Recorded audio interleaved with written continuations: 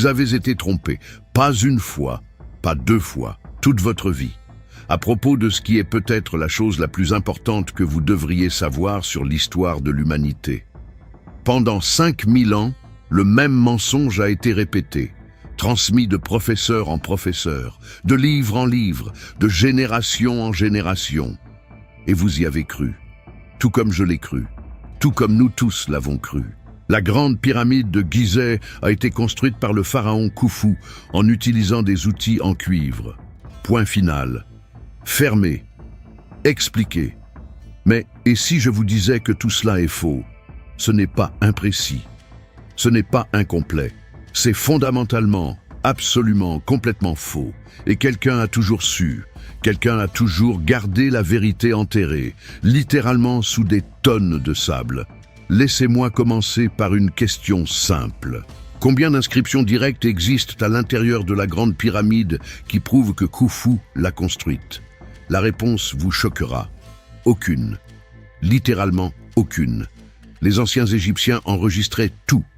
Absolument tout. Les événements banals de la vie quotidienne, les repas, les rituels, les chasses.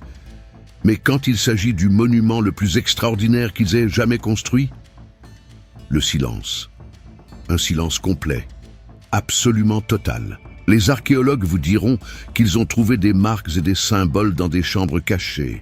Mais voici le problème. Ces marques ont été découvertes des centaines d'années après que la pyramide ait été explorée pour la première fois par quelqu'un, par des chercheurs non égyptiens essayant de découvrir les secrets que les Égyptiens modernes voulaient garder cachés. Comment pouvez-vous être certain qu'ils n'ont pas été ajoutés ultérieurement? Vous ne pouvez pas, et ils le savent. Mais attendez, parce qu'il y a quelque chose encore plus troublant. La grande pyramide est alignée au nord, vrai, avec une précision d'une fraction de degré, un dixième de degré d'erreur, à l'époque antique, avec des outils en cuivre. Laissez cela tourner dans votre tête pendant une seconde. Des outils en cuivre. Les blocs de granit à l'intérieur de la chambre du roi pèsent 80 tonnes chacun. Et ils présentent des preuves de trous percés avec une précision qui est simplement impossible à reproduire avec des méthodes primitives. Les chercheurs modernes ont essayé. Avec l'équipement d'aujourd'hui, ils ont pris des ciseaux en cuivre pur et ont essayé de reproduire ces trous dans le granit. Savez-vous ce qui s'est passé? En minutes, les outils sont devenus inutilisables. Des jours entiers de travail n'ont pas produit ne serait-ce qu'une fraction du résultat. Alors comment les anciens y sont-ils arrivés? Comment faites-vous des trous parfaitement ronds dans le granit en utilisant un outil qui s'use en minutes? La réponse que les historiens ne veulent jamais donner est celle-ci. Peut-être qu'ils n'utilisaient pas des outils en cuivre, peut-être qu'ils utilisaient quelque chose de complètement différent. Et c'est ici que tout change. Dans les années 1980, un chercheur français nommé Joseph Davidovits a commencé à étudier la composition réelle des blocs de la Grande Pyramide. Non seulement regarder, analyser, tester, collecter des échantillons de diverses localisations. Et sa découverte était révolutionnaire. Effroyablement révolutionnaire. Les blocs n'étaient pas simplement de la pierre extraite. Beaucoup d'entre eux présentaient des caractéristiques d'un matériau reconstitué, un matériau créé, un mélange qui a été préparé, moulé et laissé à durcir délibérément. On l'appelait géopolymère. Un géopolymère est un composé synthétique fabriqué à partir d'oxydes minéraux. Quand vous combinez la proportion correcte d'oxydes minéraux avec la formule exacte avec de l'eau, avec la chaleur, vous créez une liaison chimique plus forte que le béton moderne lui-même, plus durable, plus résistant, pratiquement indestructible. Et voici la partie qui dérange les historiens. Les Égyptiens avaient tout autour d'eux pour fabriquer un géopolymère, du calcaire, de l'argile, l'eau du Nil, des ressources simples, pas besoin de carrières extraire des blocs de 80 tonnes, pas besoin de les transporter des centaines de mètres, pas besoin d'outils impossibles. Au lieu de cela, vous créez la forme, vous versez le mélange, il durcit. Voilà. Ce ne sont pas des blocs extraits, ce sont des blocs construits, fabriqués. Davidovits a publié ses découvertes. Elles ont été examinées par des pairs. Elles ont été examinées par d'autres scientifiques. La recherche était solide. L'analyse était rigoureuse. Mais savez-vous ce qui s'est passé? Rien. L'archéologie grand public a ignoré complètement. Les grands musées ne le mentionnent pas. Les manuels scolaires l'omettent, comme s'il n'avait jamais existé. Pourquoi? Pensez-y logiquement. Si vous aviez découvert un système pour construire des monuments qui révolutionneraient notre compréhension de l'histoire ancienne, ne voudriez-vous pas que le monde le sache? Ne voudriez-vous pas de reconnaissance? Ne voudriez-vous pas que la vérité prévale? Davidovits le voulait, mais quelqu'un ne l'a pas permis, et ce quelqu'un avait un nom, un visage, un pouvoir absolu sur ce que le monde pouvait ou ne pouvait pas découvrir sur les pyramides. Dr Zahi Hawass.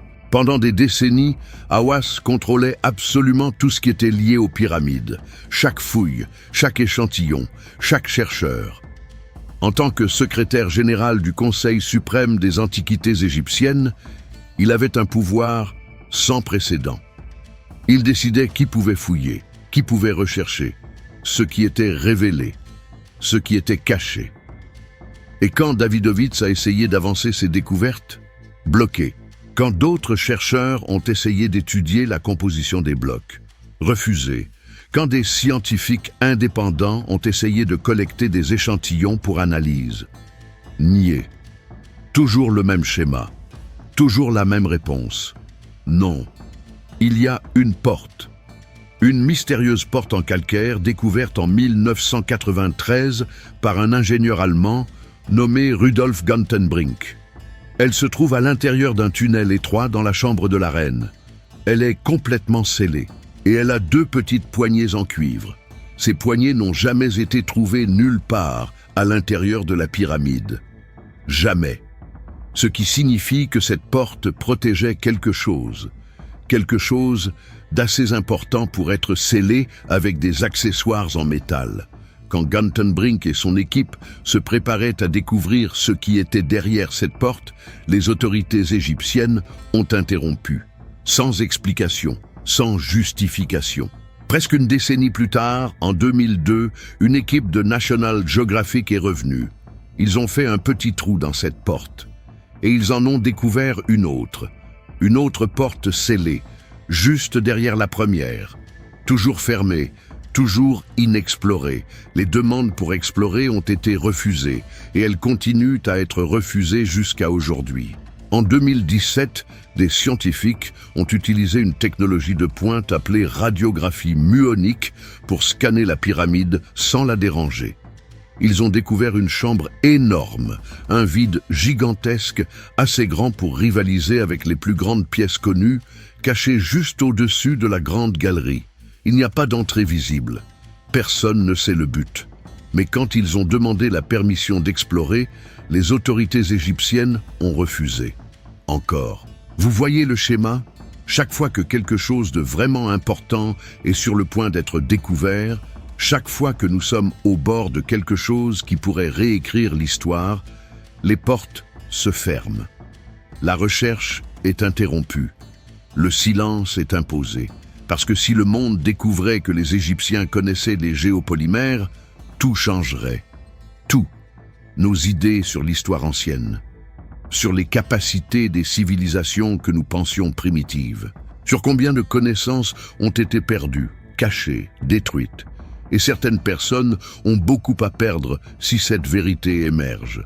Les réputations professionnelles, des carrières entières, les théories qui soutiennent l'archéologie moderne, les récits qui soutiennent la fierté nationale. Si les Égyptiens comprenaient vraiment les géopolymères, s'ils possédaient vraiment ces connaissances sophistiquées, alors qu'est-ce qu'ils savaient d'autre? Quelles autres technologies ont été perdues? Quelles civilisations avant eux leur ont enseigné ces choses?